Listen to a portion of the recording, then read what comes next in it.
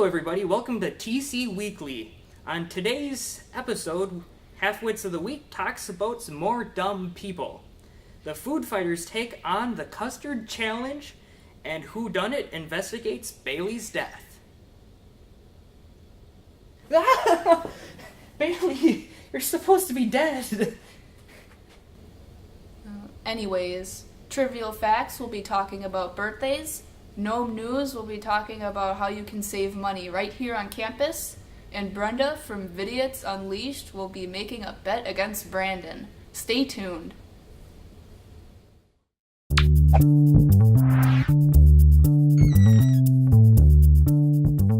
Welcome to Half-Wits of the Week, where we show you the strangest stories about the dumbest people. I'm Michael. And I'm Travis. Today in the news, have you ever bit somebody? No, I haven't. Well, a 24-year-old teacher bit a 1-year-old child to teach him a lesson to not bite people. She was then arrested in Virginia. Also, she was accused at the Goddard School in Woodbridge. There was a visible mark on his shoulder. Also, there was another one, Robin Mullins of Cincinnati, left a mark on a child's left arm. She was at the preschool and daycare. Mullins was arrested and was released after posting bail. These kind of people should not have children. I don't even know what to think of this. It's stupid. And plus, they're daycare teachers. Like, you don't do that to your kids. I'd be like the last person you'd expect. Exactly. Well, in Florida, a woman was arrested for keeping her baby in the trunk of a car while driving. Police attempted to pull over the woman because of a broken headlight, and the young mother just kept continuing to try to drive away. When her vehicle was finally stopped, the officer heard a baby crying in the trunk. Allegedly, the woman didn't want to get a ticket for not having a car seat for her baby, so she placed the child in the trunk on top of a large pair of brush cutting shears, a rusty metal hanger, and a large rusted tire iron, among other things. The child's grandmother is now attempting to gain custody of the 5-month-old. Someone needs to take it, not her. I mean, who does that? It's one thing to put your kid in the trunk, which is bad in the first place, but then she puts it on top of a whole bunch of rusty metal stuff. I mean, that's always been healthy for kids. It's unbelievable. Well, that's our Half-Wit Stories of the Week. We'll see you next week with more strange news about dumb people. I'm Travis. I'm Michael. See ya.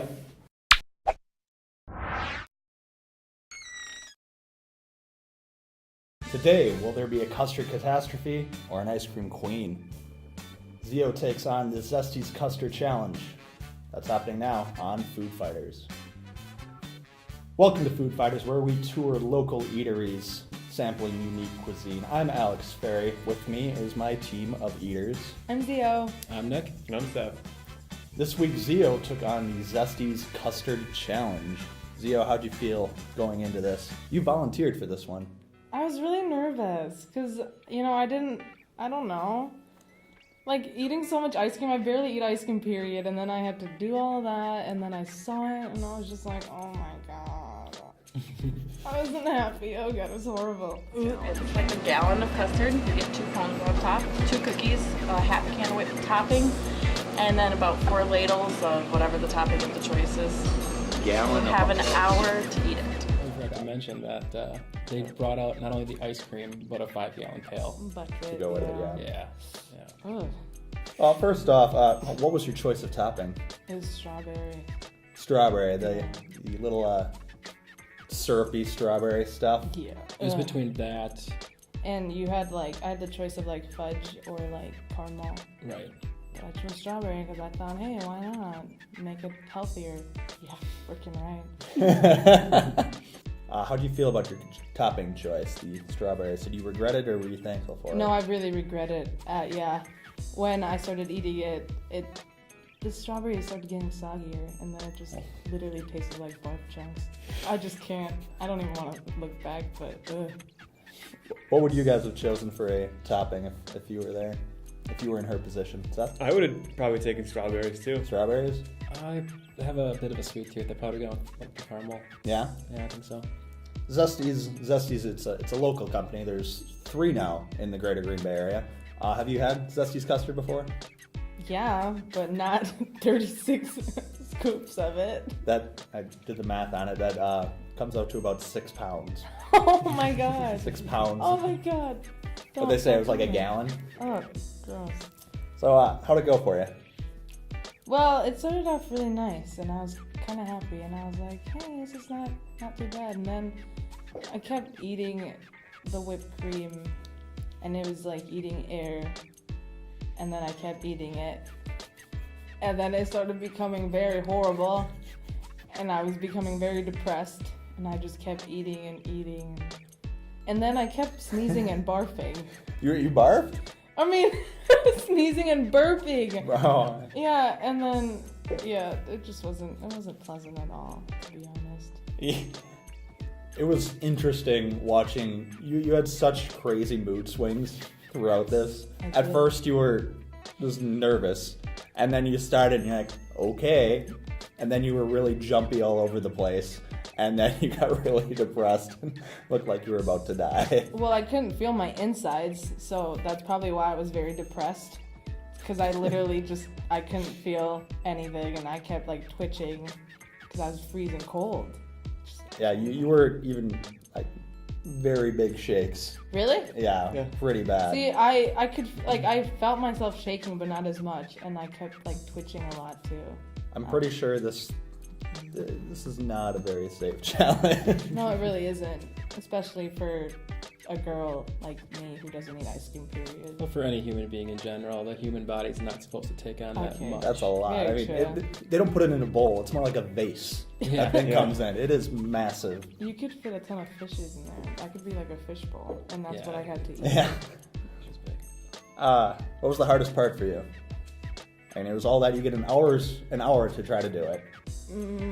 It was eating the whipped cream because it was a lot of it, and then having to swallow those strawberries, and then, I mean, the chocolate custard was really delicious though.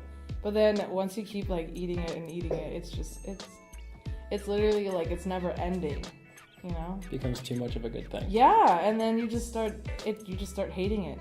You literally just want to punch it in the face. I couldn't handle it anymore. How far did you get? Well, the lady said I ate a quart of ice cream plus half a can of whipped cream and a cookie, and that's as far as I got. It's embarrassing, actually. Still, I was gonna say, are you proud or ashamed? The whole bowl was still full. It was horrible. How do you feel afterwards? Well, I came back because I had to run errands, so I came back to school, and I had a really horrible stomachache. And I was like, why? Why do I have a horrible stomachache? Turns out I really had to pee, but I couldn't feel my insides to know that I had to pee.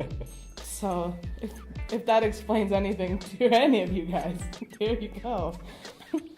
Zesty's Frozen Custard has 3 locations in Alloway, Deep Pier, and Swamico, and it's very active in the community, so stop in and get yourself a scoop. Next week we'll be back with another challenge, and someone's going to do something. So check us out. I'm Alex Ferry. I'm Zia. I'm Nick. And I'm Seth. We're the Food Fighters. See ya. When we first started this was the one challenge I said absolutely will not do, and I stick to that. I should have done that now.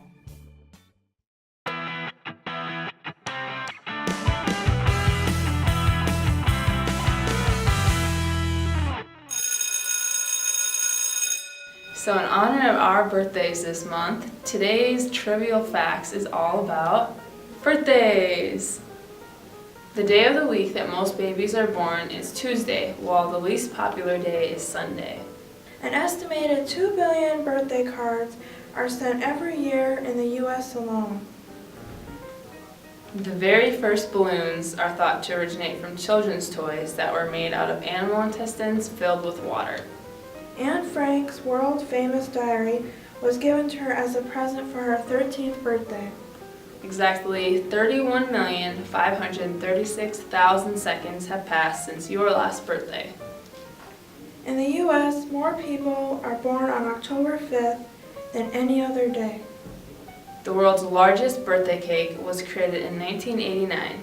It weighed 128,238 pounds, 8 ounces, and used 16,209 pounds of icing. In the U.S., the least common birthday is May 22nd. The next time that you sing the happy birthday song, you might want to think again, because it is actually copyrighted. 15 million is the average number of people celebrating a birthday today. The first birthday cake with candles happened in 18th century Greece. Birthday cards that play a song when you open them use more computer power than that was used to send a man to the moon. Now I have a couple facts to share with you about our birthdays, October 12th and October 3rd, 1993. The #1 song at that time was Dream Lover by Mariah Carey. A gallon of gas was $1.17. And a loaf of bread was only 76 cents. Now last week we had a trivia question for you, and it was, what fall fruit was recommended for removing freckles and snake bites? A, pumpkin, B, acorn squash, C, apples, or D, none of the above. If you guessed A, pumpkin, then you are right. This week's trivia question is, what is the most popular month for birthdays? A, October, B, January, C, June, or D, August. Tune in next week to see if your answer is right. Does that sound good or no? Yeah. Okay.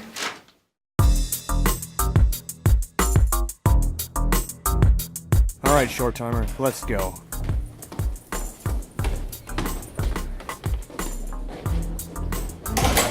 Hey guys, what about me? I'm gonna come. Someone's got to do the questioning. You don't play hard, so you don't understand. Also, it'll show me how reliable a short timer is. What do you think, short timer? I hate Microsoft. I'd rather not go. Hey guys, I want to come too. I need some help with my PC. Then call support, Dweezil. I did, but for some reason they didn't understand me.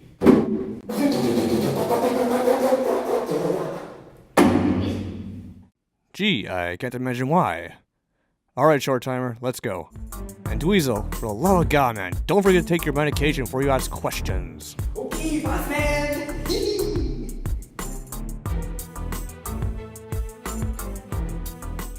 My name's Special Agent Dweezil. Really? Yes. What's your name? Zio. You must be Jesse. Yeah. And you're a student here at NWTC? Yeah. And you must be Alicia, right? Yes. Okay. When was the last time you saw Bailey? Maybe like 3 days ago, two days ago, something like that. How well do you know this Bailey girl? I've known her for a couple of years, I'd have to say. Well, 2 days ago, we found her body in a recording studio. What? The radio station Bailey? recording studio, yes. That can't be. No, that can't be. It was true. I could show you a picture, but it's just too graphic. She was just so nice, and she was so lovely to me, and I had no friends, and she was the only one there. So you went to school with her, did you? Yes. Maybe. Can you be more specific? That's my train of thought. A little bit of both. She's kind of quiet. She kind of participated though, but Sort of. I like when people participate in class. You know, it's kind of nice. And what do you guys joke about? Just other people in class and like teachers and stuff. That's always the funnest, Yeah. when you joke about teachers. Did you guys ever have Pat as a teacher? Yeah, we had Pat. Pat's hilarious. He's pretty funny. Yeah. Do I really look that young? Why are you laughing? Because they're staring at me. Have you never been interrogated before? Where were you on the night of Bailey's murder? I told you I don't remember, because you don't tell me the night. Well, it was a couple days ago. It was the only murder your school ever had. Well, sometimes I spend most of my time in class sleeping. Where were you yesterday? I was at the mall. Were you with Bailey? No. That's good, because she's She was dead. dead. More than one day is days. Yeah, but that's not how the motto goes. You're making me feel sad. Sorry, it's not my fault. I have a job to do. I can't see her having any enemies. Huh. Still about Bailey. Oh, yeah. What do you remember about Bailey? She had brown hair and white skin. Like I told you multiple times. So. I should write this down. Probably should. I mean, you're some good interrogator, huh? It certainly wasn't me, if that's what you're implying. I'm implying nothing. If you guys are special agents, shouldn't you know what I'm telling you already? I know, but you're a suspect. You're asking me really logical, you're asking me really obvious questions. You know that, right? Do you know that? Are you really good at Call of Duty? I guess you could say so. Should I have a lawyer? I don't know if that's in the handbook, actually. I'm yeah, done. you should probably quit because you suck.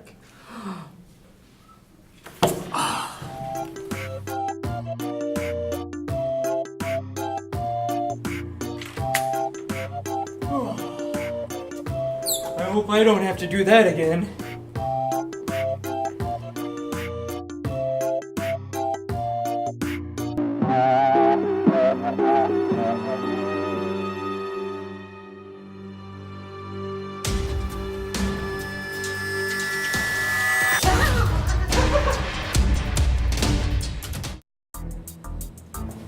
Can't believe those dweebs banned us from their main office. Beat up a guy. I thought he was Bill Gates. Why did you help them? Guys, barely scary. What's he talking about?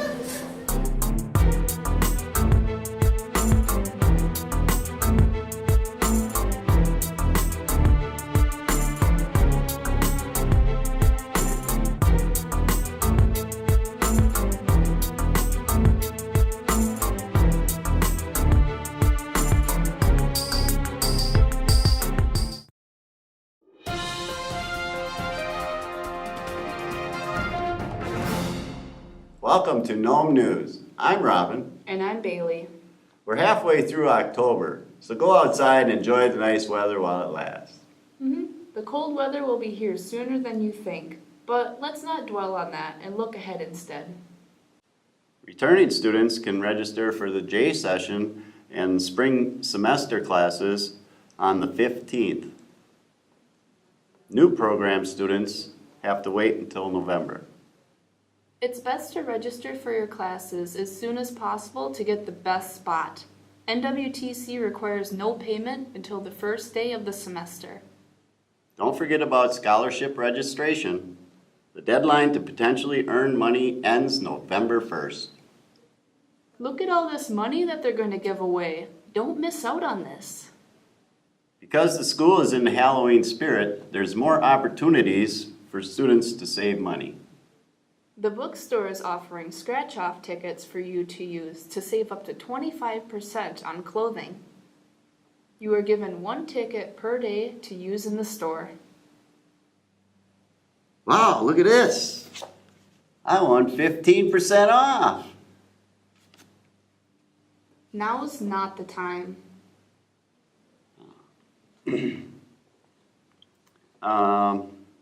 Student involvement is also offering discount tickets for the Zoo Boo and Terror on the Fox. Check out these prices. For the Zoo Boo, it's $3 instead of the $10 fee you pay when you go to the gate. And for the Terror on the Fox, it's $5 instead of the general admission fee of $15. Those prices are phenomenal. Now you're probably thinking, how can I get the information like this sooner? The NWTC Facebook page is a great start in learning about exclusive deals and events. Following the school on Twitter is another great way of staying connected. And even when you go down the halls, there's countless flyers to look at as well. That wraps up a bunch of deals. Well, this has been Gnome News. Have a great week.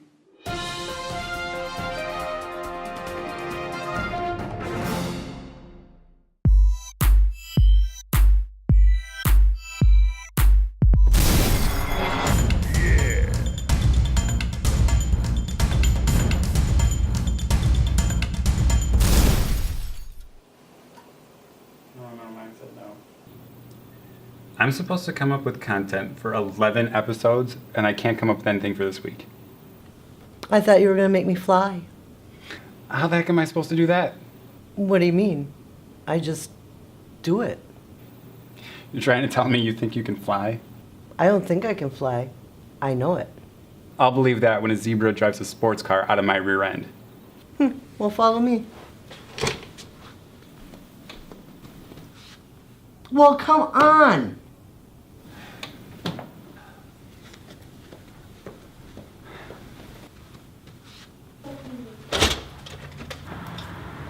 I'm about to get a new pet zebra and a sports car. All right. Ribbit.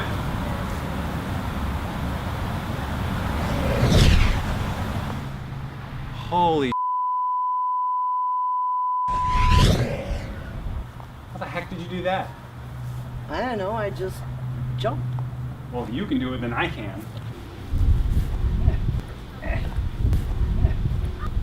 Screw this. I give up. Well, we'll see you inside.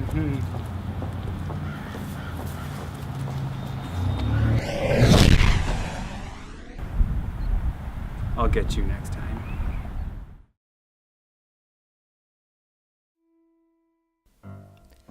Since motion picture's earliest days, filmmakers had longed to be able to push the limits of creativity. Double exposures had been around for a while, but in the 1930s, for RKO Radio Pictures flying down to Rio, Linwood Dunn developed a process that enabled him to film live action in front of a mat that had pre-shot footage rolling on it, and then combine the two footages into a finished film. This process is called a traveling mat. With this process, he was able to have footage that would have otherwise been too dangerous to accomplish. In 1940, with the release of The Thief of Baghdad, a new era dawned. Larry Butler is credited with developing blue screen technology.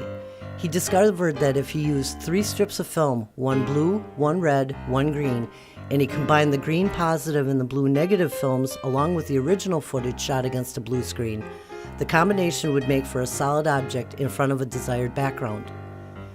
Join us next week when we'll look at more green screen and other effects with videography.